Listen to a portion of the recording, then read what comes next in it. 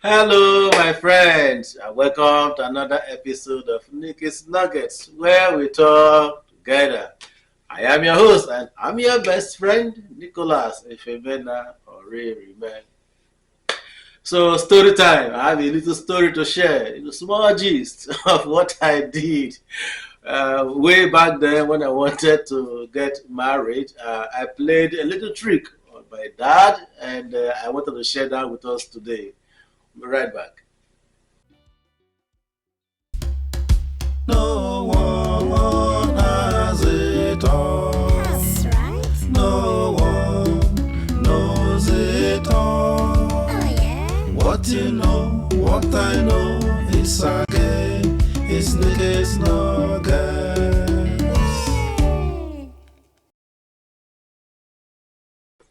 Welcome back. I am one of those persons that do not believe in hearsay, what they said. I rather believe in what I have experienced myself. There's this thing they say, oh, people from this place, they are bad. People from that side, they are like this. Women from here, they are prostitutes. Women from here, they can't take off a husband. Women, just all those kind of general conclusions. I don't do that. I believe that I have to experience somebody one on one before I can say, this is what I know of you, not because what they have said about a certain group of people. So, well, in my home, this happened. This is my father. I remember that my older brother brought his wife to be then to visit my father and my mother. But at the end of the visit, I discovered that he did not marry that girl eventually. I tried to ask him, what of that girl you brought the other time to see dad and mom? Both of you are no longer together? He said, no. Why? The guy has left his. Tell me some stories, but I later got to find out that dad and mom did not approve of the tribe of the girl. They believed that this girl came from a tribe where those people, they are known for always killing their husbands.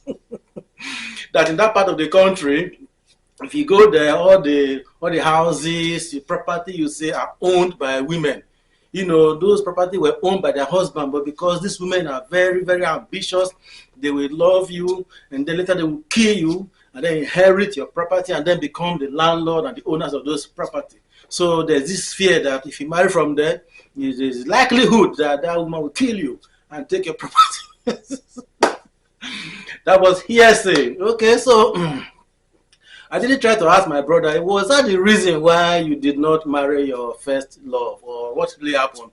I didn't get the details of the story, but I had a little of that. So I believe that was one of the reasons why they didn't get married. He later, went and married somebody else from another tribe. Okay. Now it was my turn. And I wanted to marry, the girl I wanted to marry is from the same place, the same state. It's called Edo State in Nigeria. From that same Edo State, that was where I also found the girl I wanted to marry. And when I remember that I don't want anybody to come and tell me, oh, women from Edo State, they will kill your husband, they will take a property and stuff like that. No. Because I wanted to be sure of who I want to marry and relate to that person individually, not use the general judgment of that area to judge her. So I was convinced that this is the one I've chosen to marry. I didn't want my parents to come and start telling me, oh, don't marry her. These people are like that. So what did I do? So back in the day, if you want to introduce both families together, the family you want to marry from your own family, there's this what they call knocking at the door, just like a little tradition. You go, you knock at the door. It's very, very informal, not like a very formal celebration. You just go, bring your father or bring just one member of your family or two. It's okay. That's the very first time both families are meeting. So you go there, knock at the door, just this kind of meet and greet, each other, something like that. So, well, I've decided I want to marry this girl and I want my dad to meet with the family of these people. I didn't want to take my girl and go to the village and say, Daddy, this is the girl I want to marry. Now ask me, where is she from? What does he do? When I say it's from there, so I don't want any problem. I have experienced this family. I have known this family. I've seen that they are lovely people, they are sweet people. So why not? I want to marry from there. My father has not experienced them. So how can he now make judgment? I wanted to experience his family himself and then make his own judgment. What did I do?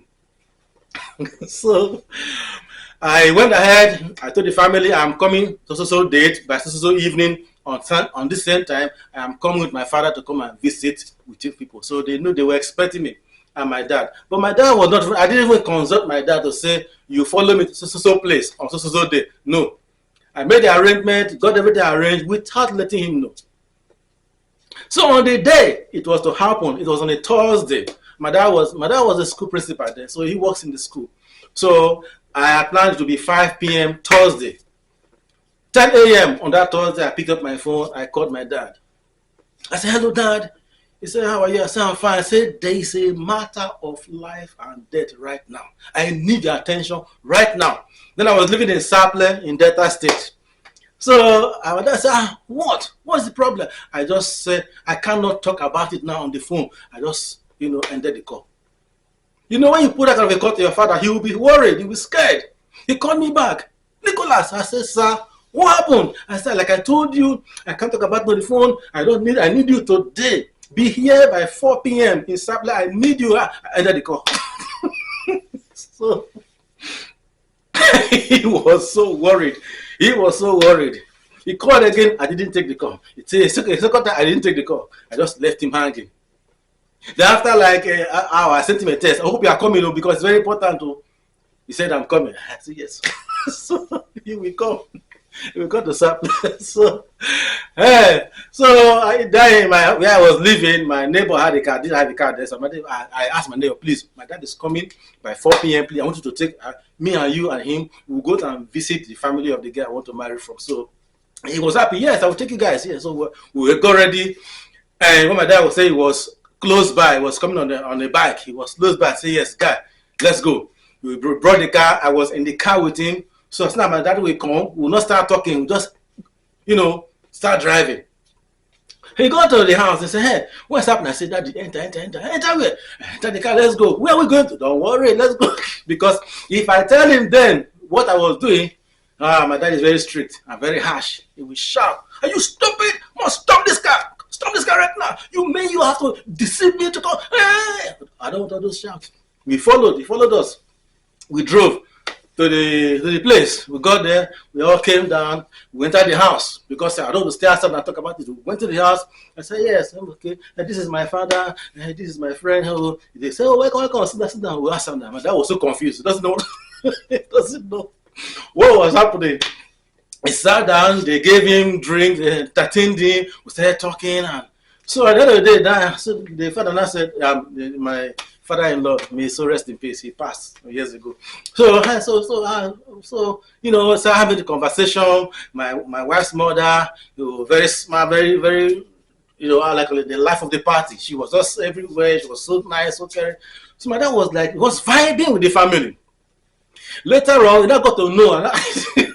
My friend that brought me now stood up and said, "Okay, this is a former just knocking at the door to tell you we love your family, we want to be here, we want to marry from this place," and stuff like that. So this is Nicholas' dad.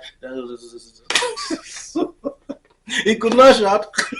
He could not shout right in front of the visitors and everybody. So eventually, at the end of the meeting, we ended. They exchanged numbers. They joked and everything. They even told stories of those days. Those two men, after the whole thing, we came out of the house, and then it was time to go home.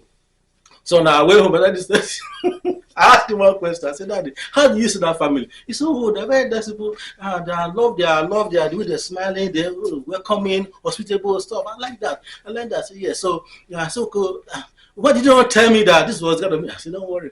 But you have seen the family. I wanted to meet the family and have a personal experience with them. I know that they are loving people. So that when I bring the girl eventually, you have never seen the girl."